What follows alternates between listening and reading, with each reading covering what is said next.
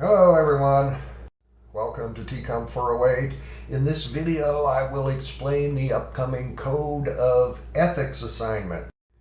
It's my opinion that codes of ethics are very important.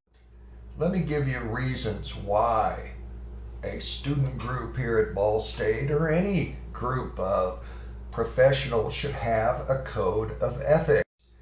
First, the adoption of a code signals maturity of a group.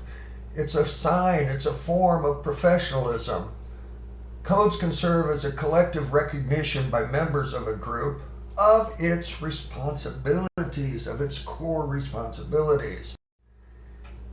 Codes can help create an environment in which ethical behavior is the norm. Codes can serve as a guide or a reminder in how to approach specific situations. A code can indicate to others that the group is seriously concerned with responsible and professional conduct. Now, one of the earliest examples of a code of ethics would be the 10 Commandments. I'm not going to ask you to address something as large as the 10 Commandments. What I want you to do is select one of the student organizations here at Ball State with which you have some experience or interest. There are dozens of these in the College of Communication, Information, and Media at Ball State. So pick one of the student organizations, especially one connected with TCOM.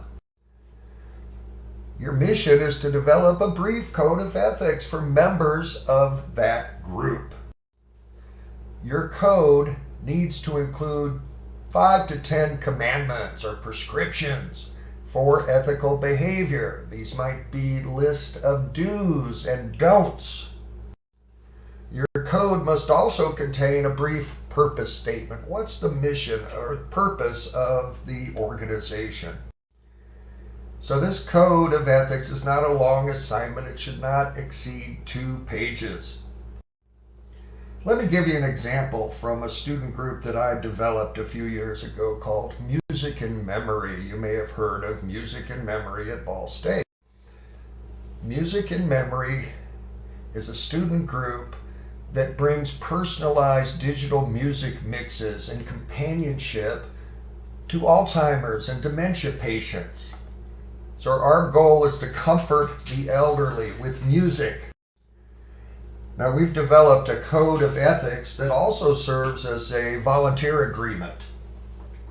All volunteers agree to adhere to this code of ethics. So it's short, but here are the main elements. First, we respect the dignity of nursing home residents. We believe that each and every resident should be treated with respect and loving kindness, regardless of their physical or mental condition. Number 2, we also respect the decorum of nursing homes and long-term care facilities. That means we act and speak and dress in ways that are appropriate in that situation.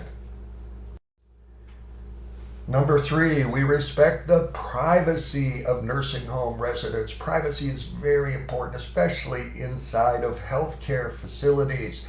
So we never publish images or recordings of any residents without written legal consent from either the resident or their family member.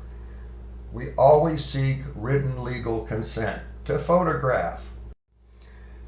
Now, what about the photographs themselves? We strive to make sure that all the images that we publish reflect dignity and respect towards nursing home residents. We never want to ridicule or make fun of any nursing home resident or present them in a negative way. Number 5, we respect intellectual property rights. That means we pay for all of the music that we use in the outreach, and we never ever engage in piracy or any kind of copyright violations. Number 6, we value fiscal responsibility and financial stewardship. Music and Memory depends entirely on donations. So we pledge to spend donations in ways that promote integrity and trustworthiness. And finally, number 7, we value accountability and transparency in all our financial matters. Our financial records are open. So that's the code of ethics that we've developed for the student group Music and Memory at Ball State. Now, what would be the grading rubric for this assignment? Well, you need to have a clear and accurate mission statement.